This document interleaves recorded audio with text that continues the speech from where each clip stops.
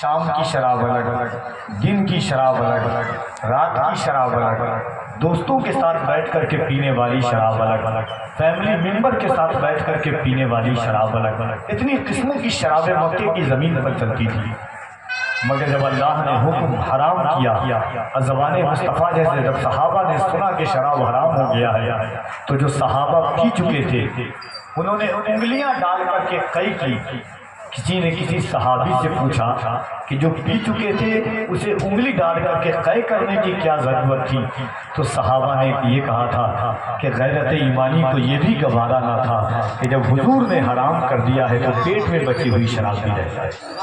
اب ایک شعر دیکھیے گا کہ صحابہ نے شراب کیوں چھوڑی تھی؟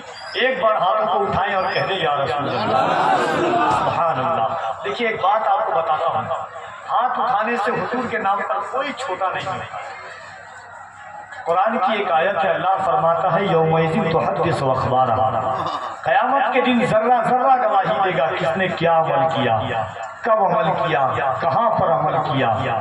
قرآن کریم کی ایک آیت کریمہ ہے، اللہ فرماتا الیوم نختم علی افواہہم وتکلمنا ایدیہم، قیامت کے دن اللہ تمہاری زبان پر مہر لگا دے گا، تمہارے ہاتھ بولیں گے کیا کیا، تمہاری آنکھیں بولیں گی کیا دیکھا، تمہارے قدم گواہی دیں گے کس طرف بڑھایا۔ دل پر ہاتھ رکھ کے بولو زمین تانبے کی ہوگی، آسماں فولاد کا ہوگا، نہ بیٹی باپ کی ہوگی نہ باپ اولاد کا ہوگا۔ ایسے عالم میں یہ زمین گواہی دے گی مولا تیرے محبوب کی امت گنہگار ضرور تھی مگر غدار نہیں تھی۔ ان ہاتھوں کو اٹھا کر یا رسول اللہ، یا رسول اللہ، محبت سے ہاتھوں کو اٹھا کے بلند آواز سے کہہ دیں یا رسول اللہ۔ اب شعر دیکھیے گا، صحابہ نے کیوں چھوڑی شراب؟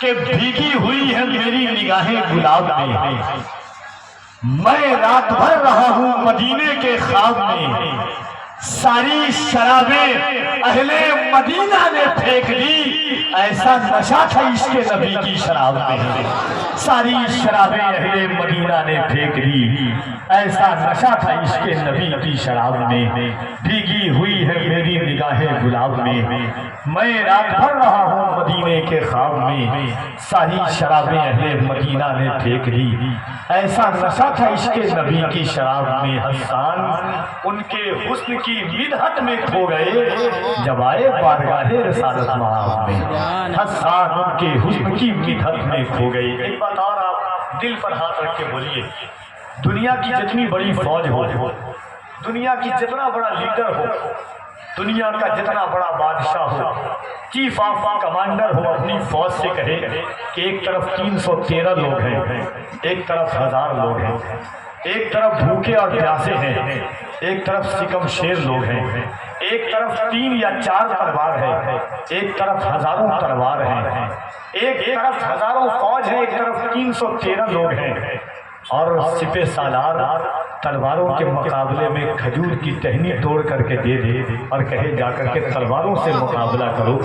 دل پر ہاتھ رکھ کے بولیے گا، عقل کیا کہے گی؟ دنیا کہے گی معاذ اللہ، یا تو سپہ سالار پاگل ہے۔